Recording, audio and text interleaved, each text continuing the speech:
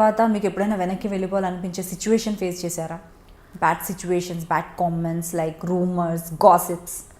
Rumours అంటే ఏముందండి, వాటంతట అవే క్రియేట్ అవుతాయి, అవే వెళ్ళిపోతాయి. ఎందుకు క్రియేట్ అవుతాయో కూడా తెలియదు కొన్ని అయితే. నాకు ఈ మధ్య అనిపిస్తుంది, ఏదైతే పర్టికులర్గా నేను బ్రేక్ తీసుకొని మళ్ళీ రీఎంట్రీ ఇద్దామని వెయిట్ చేస్తున్నానో, ఈ మధ్య అనిపిస్తుంది కొంచెం ఇండస్ట్రీ అట్మాస్ఫియర్ చేంజ్ అయిపోయింది, ఫ్రెష్నెస్ అన్న ఫీలింగ్ ఎక్కువైపోయింది. ఫస్ట్ ఆఫ్ ఆల్ మన ఇంట్లో ఫుడ్ మనకు నచ్చట్లేదు, బయట ఫుడ్డే ఎక్కువ నచ్చుతుంది మన వాళ్ళకేమో. ఈ మధ్య అనిపిస్తుంది ఏంటి వెయిట్ చేయడం కంటే ఏదైనా బయట ఏదైనా వర్క్ చేసుకుంటే బెటర్ ఏమో, అసలు వెయిట్ చేయడం వేస్ట్ అని అనిపిస్తుంది ఇంకా. సో చూడాలి. ఒక 3 yearsలో ఇంత మార్పా? అలా వచ్చి 3 years కూడా నేను బ్రేక్ తీసుకోలేదు. మనసు మమత నేను 6th month వరకు చేశాను ప్రెగ్నెంట్ అయ్యి. 2-3 months అనే చెప్పాలి. ఏదైతే నాకు చిన్న సర్కిల్ ఉందో ఆ సర్కిల్లోనే నేను ట్రై చేసిన దాంతో చూసి చూసి చూసి నేను వెక్స్ అయిపోయాను ఇంకా. ఓకే ఇట్లా కాదు, అసలు ఇలా లేదు. అది పోనీ మన దగ్గర బాగా డిఫెక్ట్ అయింది నిజంగానే. డెలివరీ అయిపోయింది, శిరీష చాలా లావ్ అయిపోయింది, అసలు ఫ్రేమ్ పెడితే చూడలేకపోతున్నాను, హీరోయిన్ మెటీరియల్ కానే కాదంటే నా దగ్గర మైనస్ ఉందని నేనే డ్రాప్ అవుతాను. నా దగ్గర ఏ మైనస్ లేదు. చూసాను నేను, అదే నేను నేనే చెప్తున్నాను కదా, మీరు ఎంట్రీ కూడా ఇచ్చారు, ఇంటర్వ్యూ అంటే కొంచెం టైం కుదరదన్నారు, మీరు ఆల్రెడీ స్క్రీన్ మీద కనిపిస్తున్నారు కదా అన్నాను. You look good. అండ్ అలా ఇంకా చెప్పాలంటే ట్రెడిషనల్ ఆ లుక్ కన్నా కొంచెం వెస్టర్న్లో ఇంకా చూసి ఇంకా ఫ్రెష్ ఫీలింగ్ వస్తుంది మిమ్మల్ని చూసి. వాళ్ళకి ఏంటంటే ఒక రీజన్ కావాలి. ఇప్పుడు పాత వాళ్ళని కానీ నన్ను ఏదైనా వద్దనడానికి ఒక రీజన్ కావాలి. లేదు ఇదే ఛానల్ రిక్వైర్మెంట్ ఆర్ వాళ్ళ రిక్వైర్మెంట్, కొత్త వాళ్ళని తీసుకోవాలని, లేకపోతే వాళ్ళకి ఫ్రెష్నెస్ ఉంటుందని, వాట్ ఎవర్. వద్దులే శిరీష కొత్త వాళ్ళని ట్రై చేస్తున్నాము, లేదు పలానా బెంగళూరు పలానా చెన్నై వాళ్ళని ట్రై చేస్తున్నాము, దెన్ నీడ్ ఫ్రెష్ అంతే. అందుకని ఏమన్నా రిజెక్ట్ అవుతుందో ఏంటో మరి తెలియదు. అండ్ అలాగే మేబీ నేను విన్న దాని ప్రకారం ఏంటంటే బెంగళూరు నుంచి ఇక్కడ బయట నుండి ఎవరైనా తీసుకొస్తే వాళ్ళు చాలా తక్కువ రెమ్యునరేషన్ తీసుకుంటున్నారని విన్నాను. బట్ ఇదే విన్న నేను, వాళ్ళ రెమ్యునరేషన్స్ బాగానే ఉన్నాయని వాళ్ళు చెప్పడం కూడా విన్నాను. నేను అది యాక్సెప్ట్ చేస్తాను. రెమ్యునరేషన్ తక్కువ, మీరు ఉన్నారు బెంగళూరు నుంచి వచ్చారు, ఎంత పేమెంట్ ఒక 2-3,000 తీసుకుంటున్నారు అనుకుందాం. మీకు అప్ అండ్ డౌన్ ఛార్జెస్ ఉంటాయా, ఇదే ఫ్లైట్ కానీ ట్రైన్ కానీ, అకామిడేషన్ ఇస్తారా, ఫుడ్ డే అండ్ నైట్ చూసుకోవాలా. ఇక్కడ మన వాళ్ళకు పేమెంట్ ఇస్తే మన ఫుడ్ రివర్స్ తీసుకెళ్ళి మనం పెట్టుకొని ఎవ్రీథింగ్ కాస్ట్ మన. అండ్ వన్ మోర్ థింగ్, కొంతమంది బెంగళూరు అమ్మాయిలు హాఫ్ అమౌంట్ ప్రొడక్షన్కి ఇచ్చేసి కాస్ట్యూమ్స్కి హాఫ్ అమౌంట్ వీళ్ళు వేసుకుంటారు. అది కూడా లేదు. అండ్ ఎవ్రీథింగ్ మనం చూసుకొని రిటర్న్ నేను ఒక్కొక్కసారి ప్రొడక్షన్కి ఫుడ్ కావాలన్నా వాళ్ళకి వీళ్ళకి ఏదైనా కావాలన్నా నేనే తీసుకెళ్తూ ఎందుకు ఇవ్వడానికి మనకు ఆలోచించాలి. ఫస్ట్ ఆఫ్ ఆల్ మన తెలుగు వాళ్ళకి మనకు పెట్టడానికి రాదు, పక్క వాళ్ళు ఏమైపోయినా పర్లేదు కానీ తెలుగు వాళ్ళు అసలు రానిరు, అసలు వాళ్ళకి ఎంకరేజ్మెంటే లేదు. అసలు ఎవరున్నారు తెలుగు వాళ్ళు, తెలుగు హీరోయిన్స్ ఎవరున్నారు చెప్పండి టీవీ మీడియాలో? మీరు చెప్పగలరు గట్టిగా 4 పేరు చెప్పండి. ఇప్పుడు కష్టం, కాంప్లికేటెడ్ యాక్చువల్లీ సిచ్యువేషన్ చూస్తే. నెగిటివ్ అయినా చెప్పొచ్చు, సెకండ్ లీడ్స్ చెప్పొచ్చు, బట్ లీడ్ అన్నది ఎవరు జస్ట్ చిన్న క్యారెక్టర్ చేసే వాళ్ళని కూడా బయట నుంచే తెస్తున్నారు. హీరోస్, ఆంటీస్ అందరూ అక్కడ వాళ్ళైనా పోనీ వాళ్ళని ఇక్కడ తెచ్చుకుంటున్నారు. కన్నడలో మన ఒక్కడికి కాల్ చేయమనండి వాళ్ళు చేయరు. వాళ్ళకి ఆ పార్షాలిటీ చాలా ఎక్కువ కన్నడీస్కి. వాళ్ళు ఎంతసేపు మా లాంగ్వేజ్ మా వాళ్ళు ఉండాలి, మా వాళ్ళు ఉండాలి, మా వాళ్ళనే ఉంటుంది. అట్లీస్ట్ తమిళ్ వాళ్ళైనా కాల్ చేసి పిలుస్తారేమో కానీ కన్నడ నుంచి మనకు కాల్సే రావు. అంత ప్రొటెక్ట్ చేసుకుంటారు వాళ్ళ ఇండస్ట్రీని వాళ్ళు. మన వాళ్ళు మాత్రమే ఎందుకు అలా? వాళ్ళు చాలా ప్రొటెక్ట్ చేస్తున్నారు అనేసి మన వాళ్ళు కూడా దగ్గరుండి ప్రొటెక్ట్ చేస్తున్నారు అంటారా? దగ్గరుండి ప్రొటెక్ట్ చేసుకుంటున్నారు, వాళ్ళని తీసుకొని వాళ్ళని ప్రొటెక్ట్ చేస్తున్నారు. మీరు మాత్రమే కాదు అంటే మీరు అది చెప్పేది అలాగే అంత క్లియర్గా ఉందన్నమాట.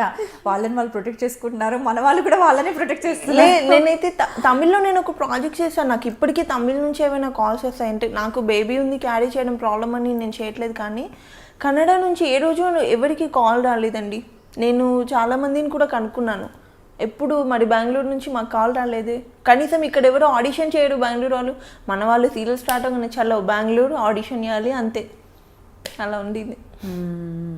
అండ్ కాల్ చేయడం కూడా డైరెక్ట్గా సీరియల్ స్టార్ట్ అవుతుందనగానే మేనేజర్స్కి ఎవరికైనా చెప్పేస్తే బెంగళూరు నుండి పిక్స్ అవి ఇవి పంపించేస్తారు, సెలెక్ట్ చేసుకుంటారు. ఆల్రెడీ 1 or 2 మూవీస్ చేసిన వాళ్ళు, లేదంటే సీరియల్స్లో 1 or 2 సీరియల్స్ చేసిన వాళ్ళను పిలుస్తున్నారు. అక్కడ అసలు కొంతమంది క్యారెక్టర్ చేసిన వాళ్ళు ఇక్కడ హీరోయిన్స్, జస్ట్ డే క్యారెక్టర్స్ చిన్న, ఇప్పుడు మరదలు చెల్లెలు క్యారెక్టర్స్ చేసే వాళ్ళు ఉంటారు కదా, ఇక్కడ వాళ్ళని తీసుకొచ్చి హీరోయిన్స్గా పెడుతున్నారు. అండ్ పోనీ బాగున్నారు, అబ్బా నిజంగా మనం ఎందుకు పనికొస్తాం, ఒక్కొక్కరు చాలా బాగున్నారు కదా అన్నట్లేదు. గట్టిగా ఉంటే ఒక 4-2-3 అమ్మాయిలు బాగుంటారు, పర్లేదు అనిపిస్తుంది. అంతమంది ఎక్కడ బాగున్నారండి? ఛానల్ పెడితే అసలు స్టే చేయాలనిపించాలి కదా కనీసం. పోనీ గ్లామర్ పక్కన పెట్టేద్దాం, పర్ఫార్మెన్స్ అనేది ఇంపార్టెంట్ అనుకున్నా కూడా దానికి కూడా లేదు. నేర్పించి చేపిస్తే ఎలా వస్తుంది? ఒక డైలాగ్ ఇంటెన్సిటీ, ఇప్పుడు నేను ఏదైతే ఎమోషనల్గా ఫీల్ అయ్యి తెలుగులో నేను చెప్పినంత నాకు తమిళ్లో చెప్పమంటే నాకు రాదు. నా మదర్ టంగ్ నేను ఏదైతే లోపల నుంచి ఫీల్ అయ్యి చెప్తున్నానో అదే వస్తుంది కదా. నేర్పించి ట్రైనింగ్ ఇప్పించి తెలుగు నేర్పించుకొని అన్నీ నేర్పించుకొని ఎందుకంత కష్టపడ్డాం?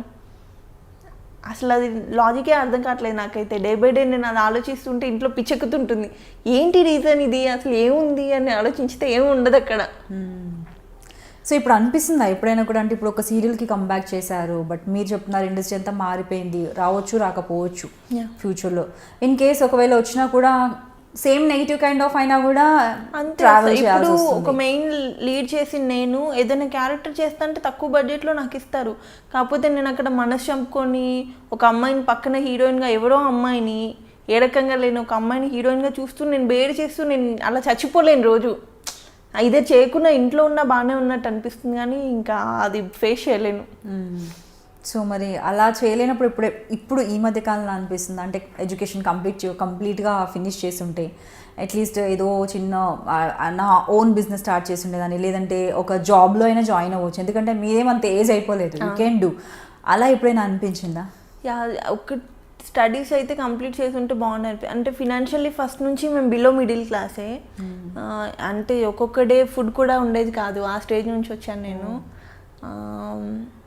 మమ్మీ డాడీ వచ్చేసి ఒక స్టేజ్లో రోడ్డు పైన చౌరస్తా మీద మిర్చి బజ్జీ బండీలు ఉంటే వర్షంలో తడిస్తే ప్యాక్ చేసి ఇచ్చిన డేస్ కూడా ఉన్నాయన్నమాట నా లైఫ్లో.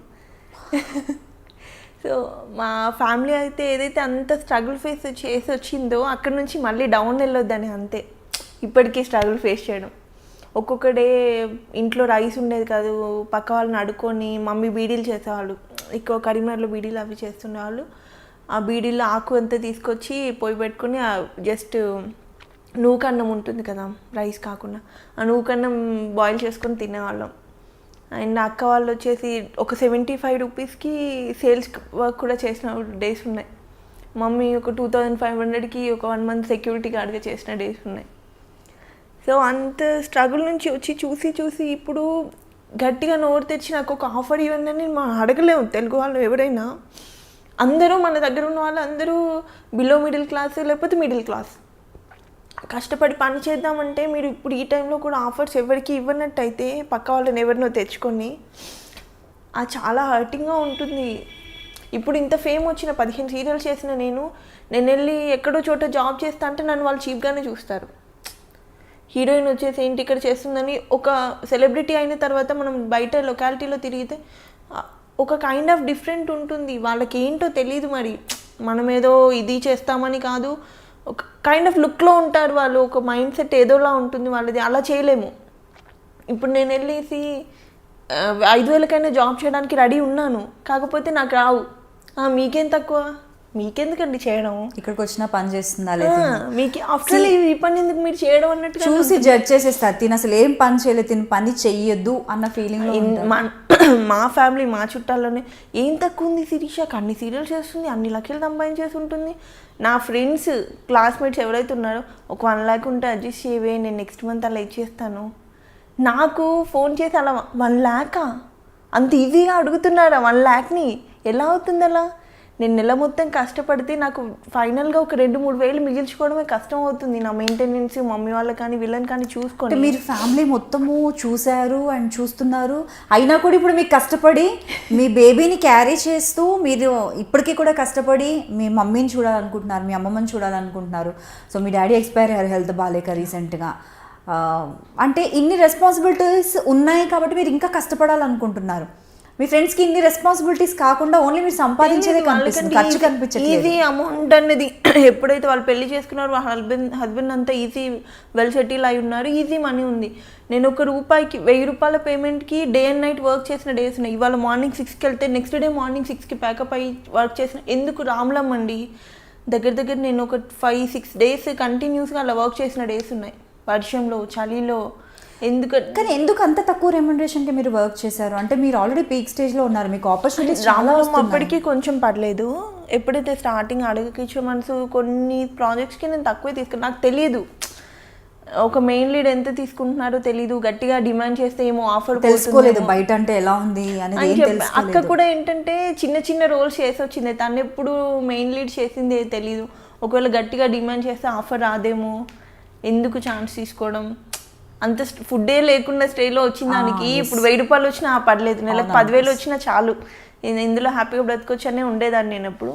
ఇప్పటికీ నేనేం డిమాండ్ చేయనండి, మరి ఎందుకో మరి తెలియదు. శిరీష చాలా ఎక్కువ డిమాండ్ చేస్తుందంట, అసలు 10,000కి మించి తక్కువ చేయదంట. అంటే నాకు ఎవరు కాల్ చేశారు, ఎవరు అడిగారు, ఎవరితో చెప్పాను నేను, ఎందుకు క్రియేట్ చేస్తారు ఇవన్నీ? వాడికి ఎవరికో ఒకరు నచ్చేసి ఉంటాడు, వాడు మెంటల్గా ఒకరిని ఫిక్స్ చేసుకొని ఉంటాడు, ఇవి అమ్మాయిని రిజెక్ట్ చేయాలి అంతే. దానికి 1,00,000 రీజన్స్, లావ్ అయ్యాలని, లేకపోతే అమ్మాయి లొకేషన్లో టైంకి రాదు, అసలు షార్ట్లో టైంకి ఉండదు, పిచ్చి పిచ్చి వేషాలన్నీ లొకేషన్లో వేసి ఎందుకు వేస్తాను? నువ్వు నాతో వర్క్ చేస్తే కదా నా గురించి డిసైడ్ అవ్వాలి. టైంకి రాదు అంటే ఇన్ని ప్రాజెక్ట్స్ ఎలా చేశాను? అండ్ ఒక్కొక్క ప్రొడక్షన్లో నేను ఖచ్చితంగా 2-3 సీరియల్స్ చేశాను. ఒక దాంట్లో కంఫర్టబుల్ ఉంటేనే కదా నెక్స్ట్ దానికి ఎంత ఉన్న ప్రొడక్షన్ ఆలోచిస్తుంది. ఇవి అడ్డమైన రూమర్స్ అన్ని క్రియేట్ చేసి బ్యాడ్ చేయడం తప్పితే ఇడియట్స్కి కొంతమందికి పర్టికులర్గా వేరే వర్కే ఉండదు ఇండస్ట్రీలో అయితే, దానివల్ల ఇంకా సగం తగ్గిపోతుంటాయి. గాసిప్స్ రూమర్స్ అనేవి చాలా వస్తుంటాయి. ఇంకా స్పెషల్లీ అంటే ఒక్క సీరియల్ చేసి ఏదైనా ప్రాజెక్ట్ ఒకటి చేసి కొంచెం నేమ్ వస్తుందంటే చాలు, వెనకాల 100 మాట్లాడుకుంటారు. అలాంటిది మీరు 15 ప్రాజెక్ట్స్ చేశారు, మంచి ప్రొడక్షన్స్లో చేశారు, చాలా హార్డ్ వర్క్ చేశారు, మీకంటూ ఒక ఫేమ్ నేమ్ ఉంది. మీ పైన గాసిప్స్ రావడం అనేది అది కామన్ థింగ్. చాలా కాకపోతే దాంట్లో ఎన్ని నిజాలు ఉన్నాయంటారు, ఎన్ని మీరు అంటే ఎలాంటి అనిస్తారు? ఇప్పుడు శిరీష అన్ని ప్రాజెక్ట్ చేసిందంటే ఊరికేనే చేసిందా? నువ్వు చూసావా? వచ్చి చూడు ఫస్ట్, నేనేంటో నన్ను చూసి నా వెనకాల ఉండి తర్వాత డిసైడ్ అవ్వు నా గురించి. 4 ఆఫర్లు రాగానే ఇంక ఖచ్చితంగా ఏదో ఒకటి నేను చేస్తే ఎఫ్ఐఆర్ అనేది మెయింటైన్ చేస్తేనే అవుతుందా? ఏమో నాకు లక్ బాగుందేమో, నేను ప్యాకప్ అయ్యేంత వరకు 3 o'clock midnight షూట్ చేయమన్నా నేను చేస్తాను. ఇంకొక అమ్మాయిలు చేయకపోవచ్చు, నేను కోఆపరేట్ చేయడం నచ్చిందేమో ప్రొడక్షన్కి, అందుకని కంటిన్యూ అయ్యానేమో. మెంటలీ అసలు అనవసరమైన చెత్త అంతా క్రియేట్ చేసి ట్రాప్ పెట్టడం తప్పితే ఏం లేదు దీనికి. ఇంకా లక్కీగా మా హస్బెండ్ అనేవాడు లవ్ మ్యారేజ్ కొంచెం ఎక్కువ అర్థం చేసుకుంటాడు కాబట్టి నేను బ్రతికిపోయాను. ఈ పిచ్చి రూమర్స్ వల్ల ఒకవేళ అటు ఇటు మెంటాలిటీ ఉండి కొంచెం అనుమాన పోవడం అయితే ఈ పాటికి వదిలేసేవాడు నన్ను. అలా ఉంటాయి అన్నెసరీ థింగ్స్, అసలు లేనివి. నేను టైంకి వెళ్ళి నేను పొద్దున్న 7 o'clock ఉండమంటే 9కి షార్ట్లో ఉన్నంటే నేను 8:45కి ఉన్న డేస్ కూడా ఉంటాయి. ఎందుకు ఉండరు షార్ట్లో? ఎవరు చూసారు, ఎవరు మాట్లాడారు, చూడకుండా ఉన్నాను. వాళ్ళు అసలు ఆ ప్రొడక్షన్లో కొన్నిట్లలో నేను చేయలేదు, వాళ్ళు కూడా ముందే డిసైడ్ అయిపోతారు. అలా ఎవరికి నచ్చినట్టు వాళ్ళు రాసుకుంటూ ఉంటారు అలా. సో ఫ్రస్ట్రేషన్, మనుషుల ఫేస్ని చూసి వాళ్ళు ఎలా ఉంటున్నారో చూసి మనం డిసైడ్ చేయలేము. నేను ఆల్మోస్ట్ 2-3 times అయినా చూసి ఉండొచ్చు, మీ స్టేటస్ కావచ్చు, పిక్స్ కావచ్చు. అంటే మనిషిలో ఒక ప్లెజెంట్నెస్ అనేది అది గాడ్స్ గ్రేస్. ఎప్పుడు నవ్వుతూ హ్యాపీగా ఉండగలగడం, అందంగా కనిపించగలగడం, చూడగానే ప్లెజెంట్గా కనిపించగలగడం అనేది దేవుడిచ్చిన వరం. అలాంటి వాళ్ళకి ఏ కష్టాలు లేవని జనాలు అనుకుంటారు, బట్ ఎదురుగా మీరు ఖచ్చితంగా వాళ్ళే కవర్ చేసుకుంటారు. వాళ్ళు అంత స్ట్రాంగ్ కాబట్టి ఆ నవ్వులో వాళ్ళు ఎంత కష్టానైనా దాచుకుంటారు అన్నది మిమ్మల్ని చూసిన తర్వాత మళ్ళీ ఒకసారి ప్రూఫ్ అయింది నాకైతే. సీరియస్లీ హార్ట్ మెల్టింగ్ స్టోరీ అండి, చాలా కష్టపడ్డారు. ఈవెన్ నేను అనుకున్నాను, బట్ కంప్లీట్గా మిగతా వాళ్ళు జడ్జ్ చేసినట్టు నేను జడ్జ్ చేయలేదు. మీరు అంత కష్టపడ్డారంటే నాకు కొద్ది గొప్ప మీ గురించి తెలుసు, అంటే మీ సిస్టర్స్ గురించి, అండ్ మీరు హార్డ్ వర్క్ చేసి పైకి వచ్చారు. అంత ప్యాషన్ ఎవరికి ఉంటుంది, అంత హార్డ్ వర్క్ చేయాలని ఎవరికి ఉంటుంది చెప్పండి? ఎవరైతే అంత అవసరం, అంత కష్టం నుండి వస్తారు. ఏ సెలబ్రిటీని పెద్దవాళ్ళని తీసుకున్నా కూడా మనం చెప్పొచ్చు, టాప్ మోస్ట్ సెలబ్రిటీస్ అయినా కావచ్చు, కష్టపడి వచ్చిన వాళ్ళు చాలామంది ఉన్నారు. వాళ్ళు ఎంత ఇష్టపడి వచ్చినా కూడా కష్టాలను చూసిన వాళ్ళు ఉంటారు.